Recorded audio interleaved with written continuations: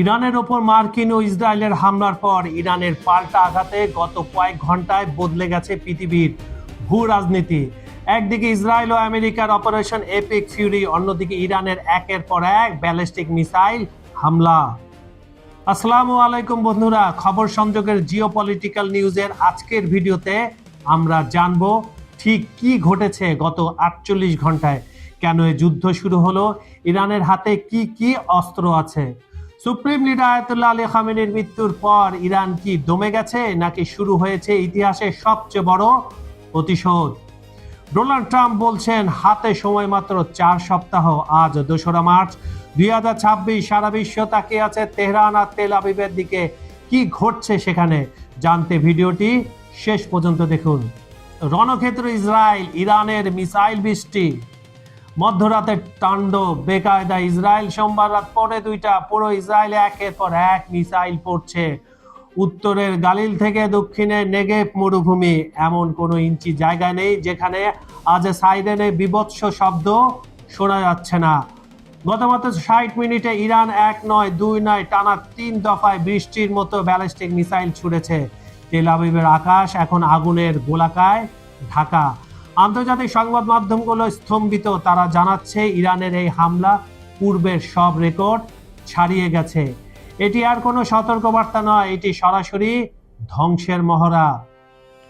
তেল আবিবের হৃৎপিণ্ডে সরাসরি আঘাত। সবচেয়ে বড় খবরটি আসছে ইসরায়েলের প্রাণকেন্দ্র থেকে।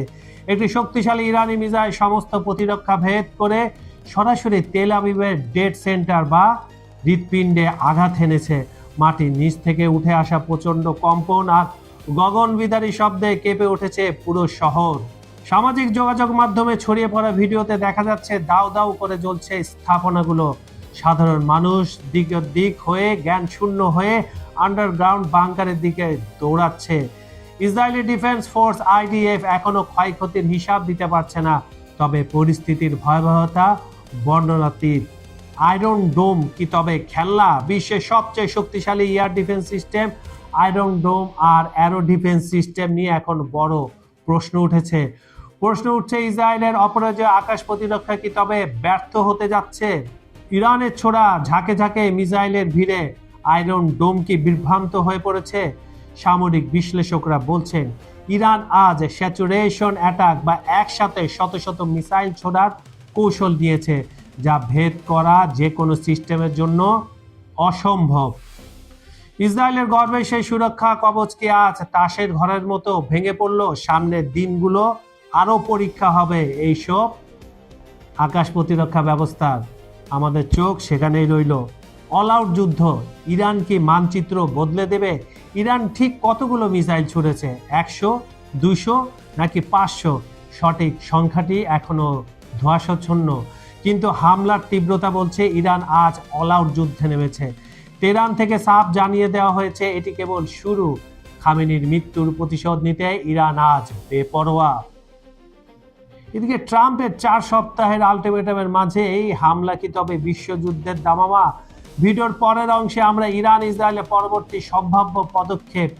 কোথাও যাবেন না, চোখ রাখুন স্ক্রিনে। তেহরানে নতুন নেতৃত্ব ও প্রতিশোধের শপথ। গত শনিবার মার্কিন ও ইসরায়েলি বিমান হামলায় ইরানের সর্বোচ্চ নেতা আয়াতুল্লাহ আলী খামেনি নিহত হওয়ার পর অনেকেই ভেবেছিলেন ইরান ভেঙে পড়বে, কিন্তু বাস্তবতা একেবারে ভিন্ন।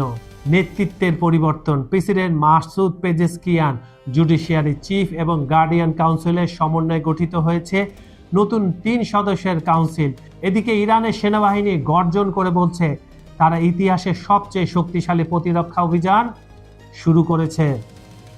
মার্কিন হামলায় তেহরানের নারমাক এলাকায় সাবেক প্রেসিডেন্ট আহমেদ নেজাদের বাড়িতেও হামলা হয়েছে। মিনাব শহরের একটি স্কুলে হামলায় অন্তত 150 জন নিহতের খবর পাওয়া গেছে, যার মধ্যে শিশুও রয়েছে। এই রক্তপাত ইরানকে আরো বেপরোয়া করে তুলেছে। এবার আসি ইরানের গোপন অস্ত্র ভান্ডারে কি আছে তা একটু জেনে আসি। ইরান কেন এত আত্মবিশ্বাসী? কারণ তাদের আছে মধ্যপ্রাচ্যের সবচেয়ে বড় মিসাইল নেটওয়ার্ক, দূর পাল্লার শক্তি। সেজিল ও খোরামশাহ মিসাইল 2500 কিলোমিটার দূরে আঘাত হানতে পারে, অর্থাৎ পুরো ইসরায়েল এবং উপসাগরীয় অঞ্চলের সব মার্কিন ঘাঁটি এখন ইরানের লক্ষ্যবস্তু এবং হচ্ছেও তাই। Missile city. মাটির গভীরে ইরানের আছে কয়েকশো মিসাইল সিটি বা গোপন টানেল, যা আকাশপথের হামলা থেকেও নিরাপদ। ড্রোন ও ক্রুজ মিসাইল সস্তা কিন্তু বিধ্বংসী ড্রোনগুলো ঝাঁকে ঝাঁকে আক্রমণ করে যে কোনো উন্নত প্রতিরক্ষা ব্যবস্থাকে ধসিয়ে দিতে সক্ষম। ট্রাম্পের অপারেশন এপিক ফিউরি আর 4 সপ্তাহের সময়সীমাটা কি, চলুন জেনে আসি। এদিকে মার্কিন প্রেসিডেন্ট ডোনাল্ড ট্রাম্পের সুর চরম কঠোর। তিনি এই অভিযানের নাম দিয়েছেন অপারেশন এপিক ফিউরি। ট্রাম্পের দাবি মার্কিন হামলা ইরানের নৌবাহিনীর বড় অংশ এবং আকাশ প্রতিরক্ষা ব্যবস্থা ধ্বংস হয়ে গেছে। কেন এই হামলা? ট্রাম্পের যুক্তি পরিষ্কার, ইরান তাদের পারমাণবিক কর্মসূচি বন্ধ করতে রাজি হয়নি। কতদিন চলবে? ট্রাম্প ব্রিটিশ সংবাদ মাধ্যমকে জানিয়েছেন এই অভিযান সফল করতে সর্বোচ্চ 4 সপ্তাহ সময় লাগবে। তিনি আরও মার্কিন সেনা নিহতের আশঙ্কাও উড়িয়ে দেননি, তবে লক্ষ্য অর্জিত না হওয়া পর্যন্ত থামবেন না বলে তিনি বারবার এই কথাটা উচ্চারণ করেছেন।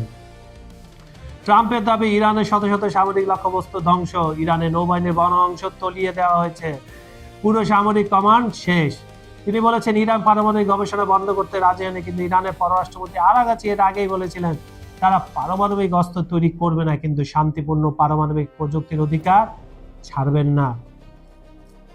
দুই পক্ষের বক্তব্য বিস্তর ফারাক। ট্রাম্পের মূল লক্ষ্য ইরানের পুরো নেতৃত্ব কাঠামো গুড়িয়ে দেওয়া, এটাকে বলা হয় রেজিম চেঞ্জ। যুক্তরাজ্যের অন্তর্ভুক্তি ও ওমানের মধ্যস্থতা, কি বলছে তারা, চলুন তো শুনে আসি। এই যুদ্ধে এবার সরাসরি না হলেও পরোক্ষভাবে জড়িয়ে গেল কে? যুক্তরাজ্য। প্রধানমন্ত্রী কিয়ার স্টারমার মার্কিন বাহিনীকে ব্রিটিশ ঘাঁটি ব্যবহারের অনুমতি দিয়েছেন। উদ্দেশ্য ইরানি মিসাইলগুলোকে উৎক্ষেপণের আগেই ধ্বংস করা।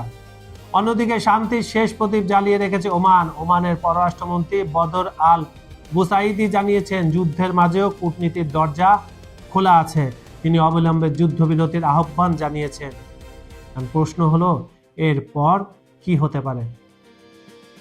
এখন সবচেয়ে বড় প্রশ্ন, এই যুদ্ধ কোথায় গিয়ে থামবে? 3টি সম্ভাব্য পরিস্থিতি। নাম্বার 1, দ্রুত যুদ্ধবিরতি। ওমানের মধ্যস্থতায় আলোচনা আবার শুরু হবে। ইরানের নতুন নেতৃত্ব পারমাণবিক কর্মসূচি থামানোর প্রতিশ্রুতি দেবে। যুদ্ধ 4 সপ্তাহেই শেষ হবে। নাম্বার 2, দীর্ঘস্থায়ী সংঘাত। ইরান ক্ষেপণাস্ত্র হামলা চালিয়ে যায়, প্রক্সিগুলো আরো সক্রিয় হয়, যুদ্ধ মাসের পর মাস চলে। নাম্বার 3, আঞ্চলিক মহাযুদ্ধ। ইরাক, সিরিয়া, ইয়েমেন সরাসরি যুক্ত হয়, তেলের পথ বন্ধ হয়, বিশ্ব অর্থনীতিতে বিপর্যয় নামে। কর্নেল বিশ্ববিদ্যালয়ের সামরিক ইতিহাসবিদ ডেভিড সিলভি বলেছেন এটি 2025 সালের যুদ্ধের চেয়ে অনেক বড়, কারণ এবার লক্ষ্য শুধু পারমাণবিক প্রকল্প নয়, পুরো ইরানের নেতৃত্ব কাঠামো পরিবর্তন। ট্রাম্পের 4 সপ্তাহের আলটিমেটাম আর ইরানের প্রতিশোধের নেশা, সব মিলিয়ে পরিস্থিতি এখন অগ্নিগর্ভ। যদি এই যুদ্ধ দীর্ঘস্থায়ী হয় তবে বিশ্ব অর্থনীতি এবং তেলের বাজারে এর প্রভাব হবে ভয়াবহ। আপনার মতামত কি? ইরান কি পারবে আমেরিকার এই প্রচন্ড আঘাত সামলে নিতে, নাকি ট্রাম্পের দাবি অনুযায়ী 4 সপ্তাহের মধ্যে পতন হবে বর্তমান ইরানি শাসনের? আপনার মন্তব্য নিচে কমেন্ট বক্সে জানিয়ে দিন। পরবর্তী আপডেট পেতে আমাদের চ্যানেলটি সাবস্ক্রাইব করে বেল আইকনটি চেপে রাখুন। বিজ্ঞাপন ও প্রমোশনের জন্য ডেসক্রিপশনে দেওয়া নাম্বারে এখনই আপনারা যোগাযোগ করতে পারেন। খবর সংযোগের জিওপলিটিক্যাল নিউজের অনুষ্ঠানটি আপনারা পৃথিবীর কোন প্রান্ত থেকে দেখছেন কমেন্টে জানান।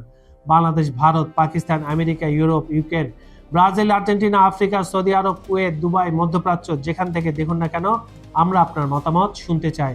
আজ এই পর্যন্ত আমি কাজল হায়দার বিদায় নিচ্ছি। দেখা হবে পরের ভিডিওতে নতুন কোনো ইস্যু নিয়ে। ভালো থাকুন, নিরাপদে থাকুন। আল্লাহ হাফেজ।